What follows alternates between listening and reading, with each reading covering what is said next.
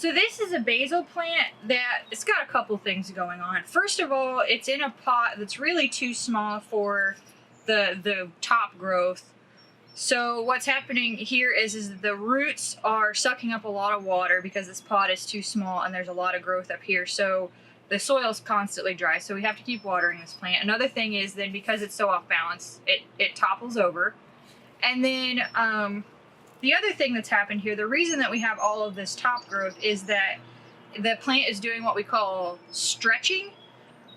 This was kept in a low light environment, and so in order to get enough light, what plants will do is they will stretch, which they grow vertically, but they don't put on any other vegetative growth. So you can see how long the stem is here with no leaves or other stem junctions.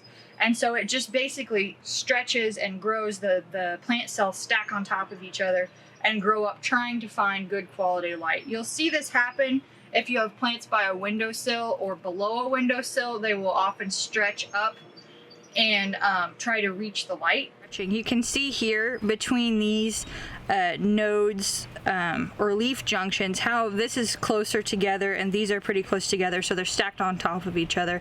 You can also see that the color's a little darker. This is, you know, more normal, more compact growth, where when you look down here at where these have stretched so far, there's a long distance between any leaf junction, and so that's further evidence that this plant's kind of stressed out, it's stretching, it's trying to reach better quality light.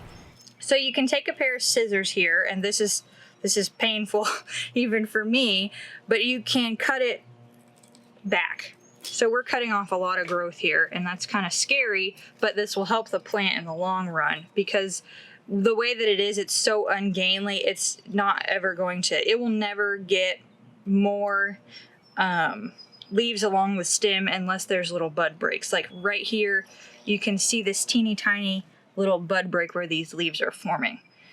So if we cut this back, then that should promote growth there. You want to be careful whenever you're doing an extreme pruning like this, that you are leaving some larger leaves to be able to capture sun, because if we just cut it completely off, we've killed the plant.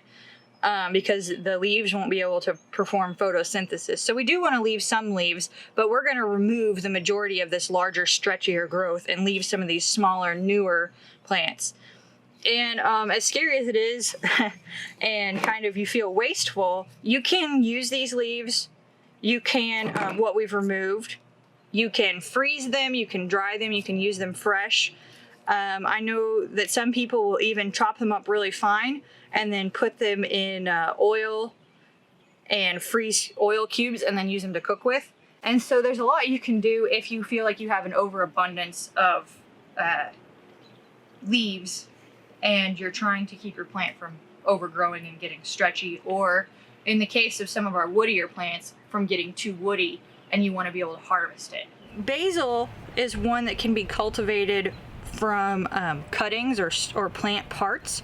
So whenever you do take a cutting off of basil, if you cut it right below a junction, and then you'd remove these two leaves here, so you can just pinch them off. Because, so there's a very similar, the growth hormone that causes it to grow leaves also will tell it, if you put it in soil, can often signal plants to grow roots. And so we can repot this as its own separate start. And there's kind of mixed results starting something from a cutting. Some things root in easier than others, but you can try to take cuttings from your basil plant and then repot them. So if you have a plant that you haven't harvested in a while and it's getting really overgrown and kind of crazy, like our cilantro is here, I haven't really harvested it, these outer leaves are going to be tougher, not have as much flavor, and so we kind of want to go ahead and get rid of them. And so you can just kind of gather everything up here and just kind of being again mindful of your fingers. And you want to make sure you can look in here and you can see where your new growth is at. So these are our newer fresh leaves that have just started here at the base. So you want to go above them, and then you can just do kind of a real quick, just rough cut and just hack it off. And you can go back through and clean it up so you don't have these stems. As they dry out, they can be kind of prickly and pokey, but so you can clean that up. But that's the best way to just get the top off. And then we have all this new growth that's here, and that will promote more growth because there aren't as many leaves, so it will put out more leaves. And the other thing, this is like whenever you mow your yard, and one of the reasons we actually mow our yards is to keep the grass growing, because if we allowed our yards to just grow up and produce seeds, those plants would produce seeds and then complete their life cycle and die off. And so our herbs, we want to make sure, even if we're not using all of the leaves that we harvest right away, we want to sometimes do one of these big cuts to help keep the plant from starting its continuing its life cycle, producing a flower, producing seed, and then going to seed and dying.